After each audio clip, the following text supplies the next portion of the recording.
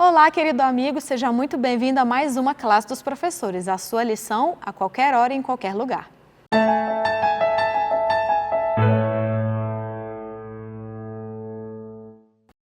Vamos iniciar hoje o estudo da nossa lição de número 4, que tem como título O Dilúvio. Mas antes da gente começar, eu queria pedir a sua ajuda para divulgar o nosso canal. Como que você pode fazer isso? Compartilhando o vídeo com seus contatos, nessa setinha que está aqui embaixo, curtindo no joinha que está aqui também e deixando o seu comentário. Fala pra gente de onde você está nos acompanhando. Se você tiver um pedido especial de oração que você gostaria de colocar aqui, pode colocar. Nós lemos todos os comentários, nós oramos por todos os pedidos. E se inscreva no nosso canal e ative o sininho das notificações. Dessa forma, quando tiver algum conteúdo novo no canal, você vai ficar sabendo. E agora eu gostaria de agradecer alguns irmãos em especial que estão sempre comentando, deixando aqui um comentáriozinho pra gente. Que são a Carminha Jansen, que acompanha a gente lá de Uberlândia, Minas Gerais. A Mônica Mares, que está sempre nos acompanhando também toda semana. Ela é membro aqui da Igreja Adventista do Lago Sul. E o Joivaldo Santos, que acompanha a gente lá de São Paulo. Muito obrigado pelos comentários de vocês. O comentário de cada um de vocês é muito importante para nós. E agora eu queria apresentar para vocês os nossos professores dessa semana. Eu tenho aqui comigo a Cris. Seja muito bem-vinda, Cris.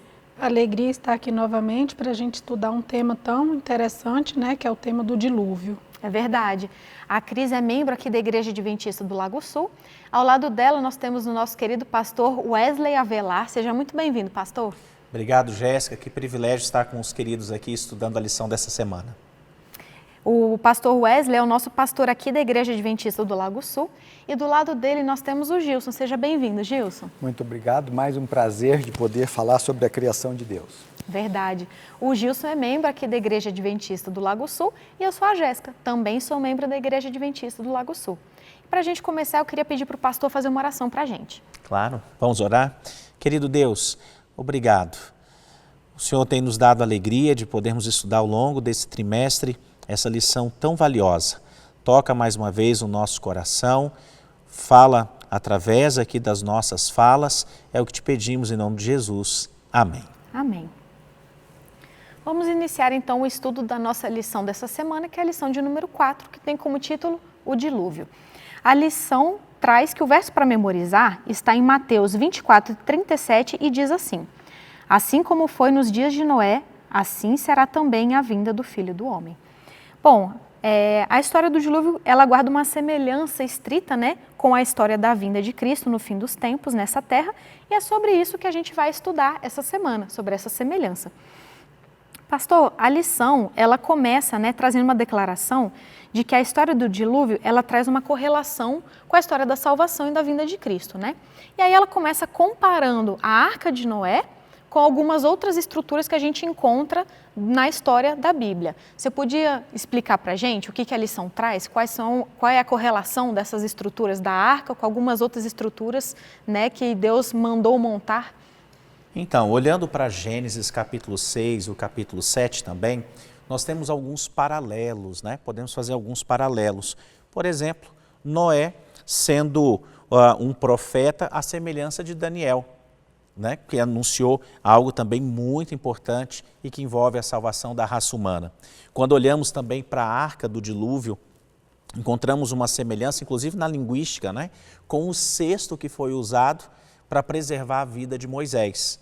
E ainda temos um outro paralelismo entre a Arca do Dilúvio e a Arca da Aliança. Essas duas estruturas, elas acabam falando sobre o plano da salvação. É através da Arca do Dilúvio, através da Arca da Aliança, que Deus mantém a sua promessa em salvar o ser humano. E claro, vale destacar um detalhezinho aqui, Jéssica, sobre o papel de Noé. Bom, Noé, ele ouviu a mensagem de Deus, ele creu nessa mensagem e por conta disso, ele obedeceu. Essa história do dilúvio, além de ser uma história verdadeira, até porque foi citada pelo próprio Cristo, nós também podemos enxergar aí a verdadeira harmonia entre a fé e as obras. Afinal de contas, uma vez que somos salvos pela graça de Cristo Jesus, e uma vez salvos, vamos viver como pessoas salvas, como obedientes aos mandatos, aos reclamos da lei divina. Então, eu destacaria esses pontos aí da lição na pessoa de Noé e também da Arca do Dilúvio.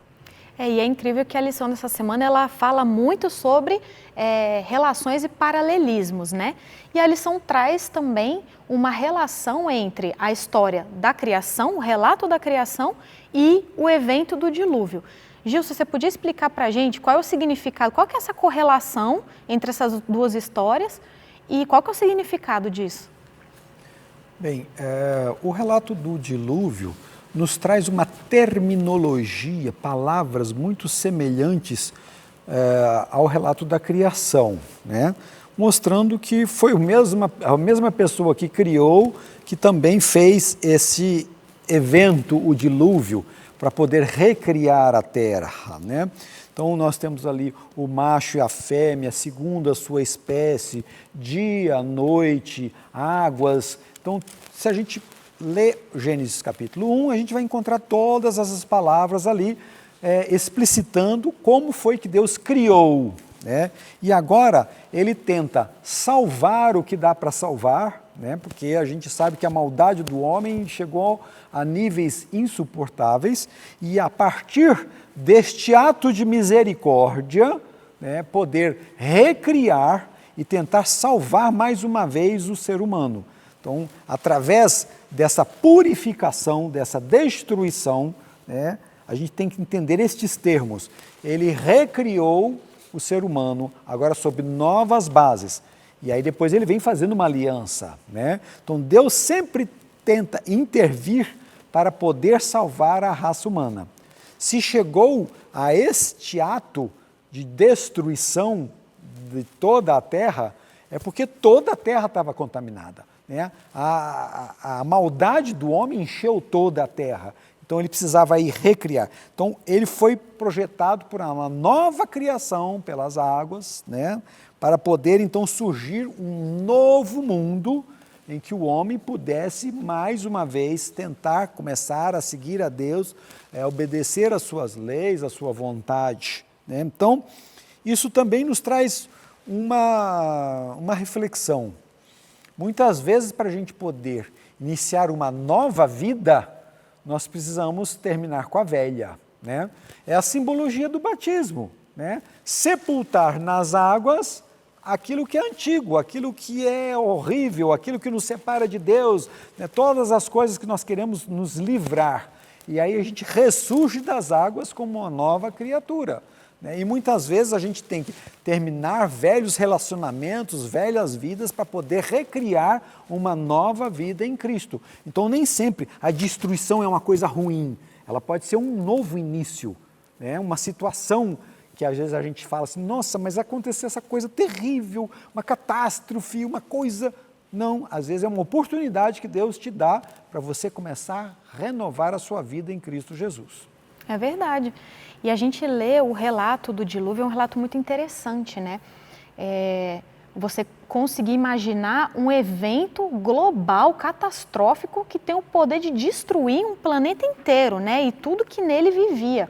E como que Deus pôs a mão, né, sobre a arca para aquela arquinha conseguir sobreviver, né, durar e preservar a vida daqueles que estavam ali dentro.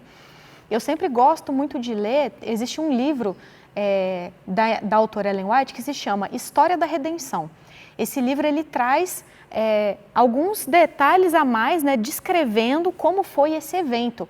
E foi um evento, assim, uma coisa cinematográfica, né? Que diz que abriam-se, né, fendas no chão e a água vinha da terra e arremessava as pedras, quilômetros de altura, né? E as pedras, na hora que caíam, se enterravam no chão por causa da força, né? E da altura que as pedras tinham sido lançadas. Então, é uma descrição, assim, fenomenal, né? De todo aquele acontecimento. E a gente sabe que as águas prevaleceram sobre a terra durante 150 dias. E durante esses 150 dias, Noé, sua família e os animais estavam ali dentro da arca. E aí, quando a gente chega em Gênesis 8, verso 1, a Bíblia diz assim: Deus lembrou-se de Noé, de todos os animais e de todo o gado que estavam com ele na arca. E Deus fez passar um vento sobre a terra, e as águas começaram a diminuir. E eu achei isso muito curioso, porque é estranho, não é, Cris? Você pensar, Deus lembrou-se de Noé. Deus tinha esquecido de Noé e do povo lá na arca? Sim, Jéssica, quando a gente para e pensa, a nossa mente é muito limitada, porque a gente fala esqueceu. Esqueceu é o que? Eu estava fazendo alguma coisa e não concluí, parei e não consegui terminar, né? Então, quando a gente lê esse verso, a gente pensa assim, Deus esqueceu ali dentro, né, Noé e sua família? Deus deixou eles ali dentro e foi fazer outra coisa e esqueceu. Mas não é bem assim. Quando fala, e Deus lembrou, é muito mais do que um simples exercício mental. É ali dizer que Deus lembrou da família de Noé, significa dizer que Deus se preocupou com Noé, né? E com a sua família e com os animais que estavam ali dentro. Deus também queria o quê? Que eles saíssem dali de dentro, né? E então nós podemos dizer que Deus estava ansioso por cumprir a promessa. Qual que era a promessa? Né? De honrar o compromisso que ele tinha feito com Noé, que era o compromisso do quê? Da salvação. Porque Noé, dentre aquele povo que estava ali, a maldade já estava tremenda, Noé era um justo que se encontrava ali. Então, Jesus tinha feito o quê? A promessa da salvação para aquela família. Então, quando fala que Deus se lembrou de Noé, significa dizer que Deus estava ansioso por cumprir a promessa e tirar a família de Noé ali de dentro daquela arca. Como é importante a gente estudar, né, o texto, que a gente só lendo, muitas vezes a gente não consegue entender, né, o porquê, a gente acha estranho, né? Mas como assim Deus lembrou de Noé? Ele esqueceu? Mandou o homem construir uma arca, o homem ficou 120 anos pregando e construindo a arca, e aí faz tudo isso e aí esquece do homem que está lá dentro? E a gente vê, né, que não é bem assim. E a gente vê que depois que as águas baixaram e que a arca pousou no monte, que a família de Noé saiu, a primeira coisa que Noé fez foi louvar a Deus, adorar a Deus através de um sacrifício. Mas a gente sabe também que algumas gerações antes, né, que não foram tantas assim, Adão e Eva também estavam adorando a Deus em sacrifício. Pastor, qual que é a diferença dos sacrifícios que eram apresentados por Adão e Eva antigamente, algumas gerações antes, e o sacrifício apresentado por Noé na hora que ele saiu naquele momento da arca? Na verdade, a grande diferença está aqui. A adoração prestada por Adão e Eva era uma adoração direta. Então, eles tinham o privilégio de falar com Deus face a face, adorá-lo. Agora, uma vez que o pecado já havia se instalado no planeta Terra e tornou essa comunicação algo mais difícil, impossível até certo ponto, aí você encontra Noé e a sua família recorrendo a um sacrifício. Inclusive é nesse primeiro momento, aqui é nesse texto, que nós temos a primeira menção de um altar na Bíblia. Então a diferença fica no fato de Adão e Eva terem adorado de maneira direta, enquanto Noé e sua família tiveram que fazer a adoração através de um sacrifício. Entendi. Pastor, e assim, a gente sabe também que depois do dilúvio a dieta humana mudou, né? Como é que foi essa mudança? Porque a gente sabe que foi a partir daí que o homem passou a comer carne, né? Antes disso, o ser humano não tinha o hábito de consumir carne. E é claro que isso, com certeza, trouxe uma mudança na relação que o homem tinha com os animais, né? Exato, Jéssica. Não mais agora vegetais, os legumes, os grãos, nessa relação, né, pós-pecado, pós-dilúvio, agora o ser humano tinha que matar. Olha que palavra forte, né? Ele tinha que matar o animal para então comer da sua carne.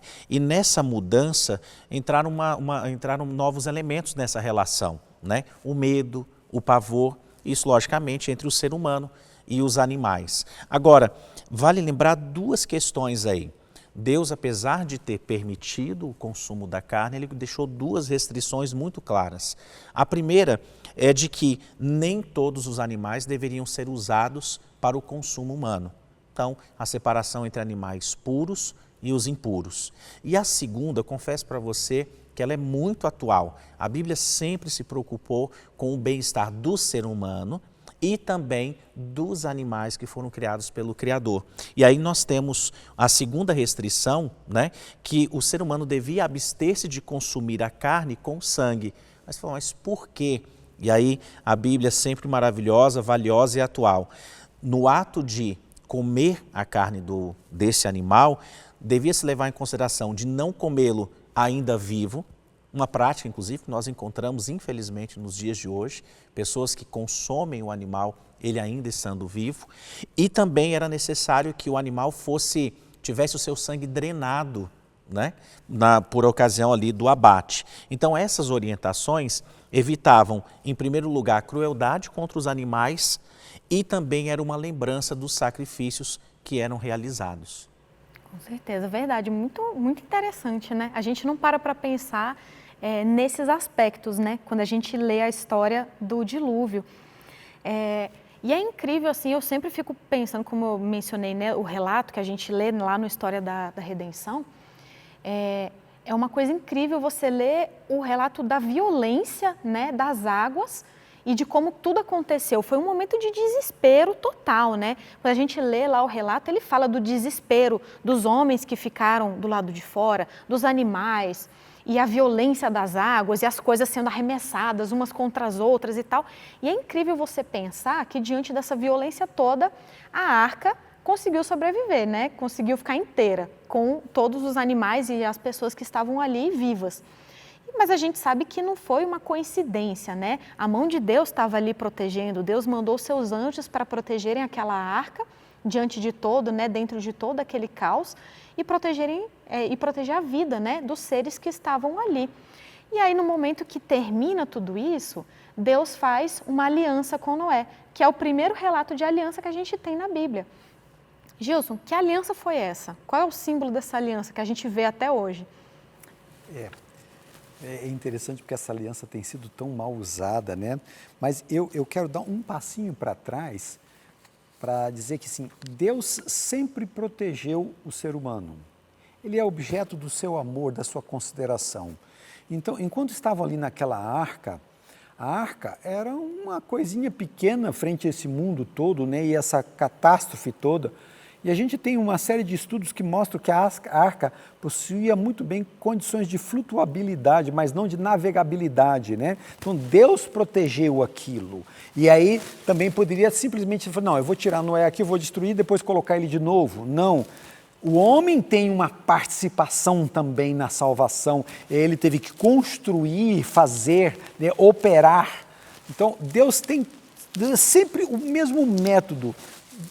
O homem é coparticipante dessa obra de salvação, ele precisa demonstrar a sua fé, as obras que vêm mediante a fé. Se Noé não tivesse fé, ele não teria construído a arca, né? Chover, que história é essa? Chover o quê? Outra coisa interessante também, eu vou aproveitar que a gente na primeira lição falou sobre a ciência, né? Um dos fenômenos, eventos que mais nós encontramos na natureza de hoje é o registro fóssil do fenômeno do dilúvio, né? E às vezes a ciência do evolucionismo tenta construir um monte de coisas diferentes aí, mas a gente vê que em todos os lugares nós encontramos fósseis, e às vezes fósseis tão frescos e tão vivos que ainda tem folhas verdes, né, dentro do estômago, o que não dá para explicar de maneira nenhuma pelo evolucionismo, por eras glaciais longas de milhões de anos, né? Então ali existem evidências do fenômeno dilúvio. Então eu tenho que acreditar, está ali na minha frente, né? E ali também Deus colocou nas nuvens um fenômeno físico, palpável, para que nós lembremos deste acontecimento. É o arco que está nas nuvens, né? O arco que a gente chama de arco-íris. A difração da luz nas 7 cores, né, em suas variantes todas. E olha o que o inimigo fez com o símbolo do arco-íris. Olha só o que ele fez com o símbolo da recriação de Deus, da promessa de Deus, da aliança de Deus para com o homem, de que nunca mais iria destruir esse mundo com águas, né? Então, a gente tem que entender que toda essa desconstrução, eu gosto desta palavra, essa desconstrução da criação de Deus, dos símbolos de Deus, é feito por Satanás e não é à toa. Satanás não está dormindo, não é à toa. Então ele pega com movimentos espúrios que atentam contra a criação de Deus para poder pegar este símbolo e desmistificar e acabar com esse símbolo. O símbolo do arco-íris é o símbolo da aliança de Deus com o homem. Assim como o sábado ele colocou a aliança primeira de Deus com o homem lá de Adão no Éden, ele nos deu o sábado simbolizando esta aliança. Assim ele deu também o arco-íris para nós, dizendo, não vou mais destruir. E ele cumpre a sua parte na aliança. Sempre Deus cumpre. Quando ele faz essas alianças, independente da reação do homem, independente da aceitação dele ou não, Deus cumpre a sua parte nas alianças. Tá? E essa aliança está posta. E todas as vezes que eu vejo um arco-íris no céu, eu não posso deixar de me lembrar. Ali está a promessa de Deus para mim. Né? E em último lugar, corroborando com o que o pastor falou, quando começaram a comer carne, e teve um propósito disso também, para que o homem não vivesse mais tanto tempo em pecado. Né? Porque o homem era quase que imortal, 800, 900 anos para fazer bobagem, era muito tempo. Né? Então, a partir daí, quando ele começou a comer carne, a sua idade drasticamente caiu, para que ele tivesse tempo de se arrepender de andar com Deus, mas não tanto tempo, né, para poder maquinar o mal como fizeram os antediluvianos. E é muito interessante isso, né? Porque realmente quando você vai ler as genealogias, né, você vê de Adão até seus filhos, netos e tal, eles viviam, né, 900 anos, 800 anos. E logo depois do dilúvio, quando o homem passa, né, a consumir carne, a gente realmente percebe uma queda muito drástica na idade, cerca de 120 anos. Olha a diferença de um ser que vivia quase 1000 anos para um ser que vive 120. E hoje em dia a gente está aí, né, chega nos 80 mais ou menos, mais para menos do que para mais, e com muita doença e com muita dificuldade. E você comentou também sobre a maldade, né? Que isso teve um propósito, para que o homem não vivesse quase 1000 anos praticando atos ruins. E eu já me peguei várias vezes pensando, né? Quais que eram esses crimes tão terríveis que os antediluvianos cometiam para Deus ter decidido resetar a terra, né? Destruir tudo e começar de novo. E aí eu penso, será que os crimes e os pecados que os antediluvianos cometiam eram muito piores do que os pecados que a gente comete hoje em dia?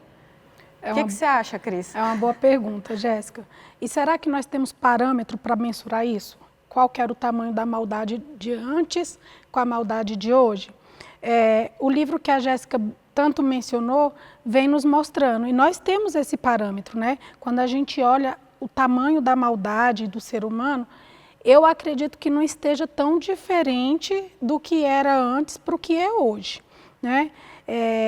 Ellen White relata no livro A História da Redenção que a maldade aumentou de tal forma que Deus se arrependeu de ter criado o ser humano, né, sobre a terra, porque viu que os desígnios do coração do homem eram todos maus. E hoje, os desígnios do coração do homem, como que está? Né? Então, assim, e aí eu me pergunto, sim, e Jesus viu aquilo, Deus viu aquilo tudo e destruiu para acabar. E a gente está aqui ainda por quê? Por que nós ainda estamos aqui?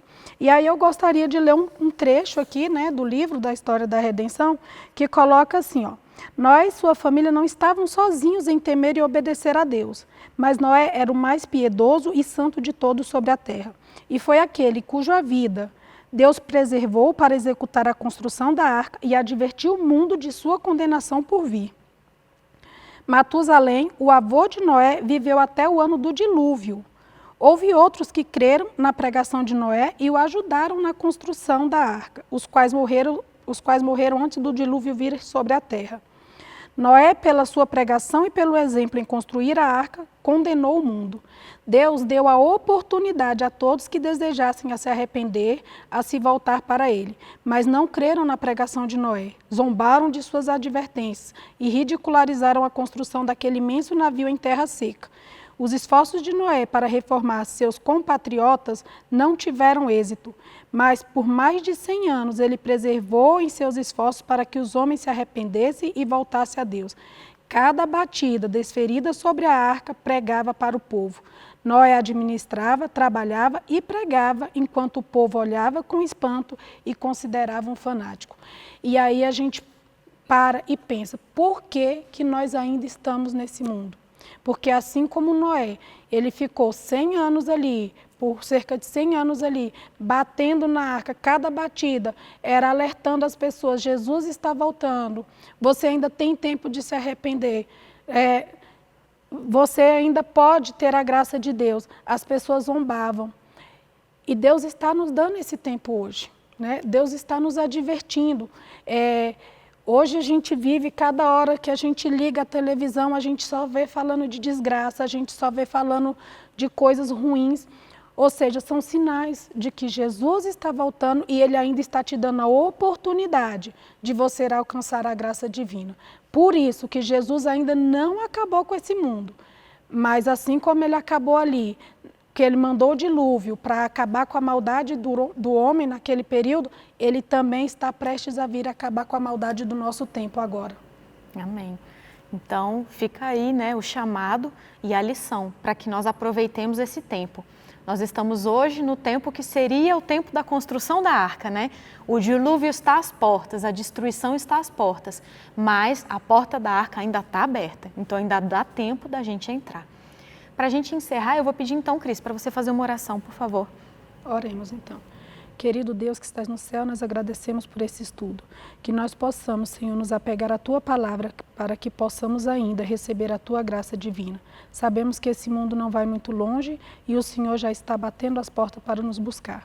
Nos ajude, Senhor, nos encoraje a estar ao Seu lado e a buscar as Tuas santas promessas para um dia estar contigo nas mansões celestiais. Te pedimos isso no santo e agradável nome de Jesus. Amém. Bom, amigo, encerramos aqui a nossa lição de número 4. A gente espera vocês semana que vem com a equipe do Rafael para mais uma classe dos professores.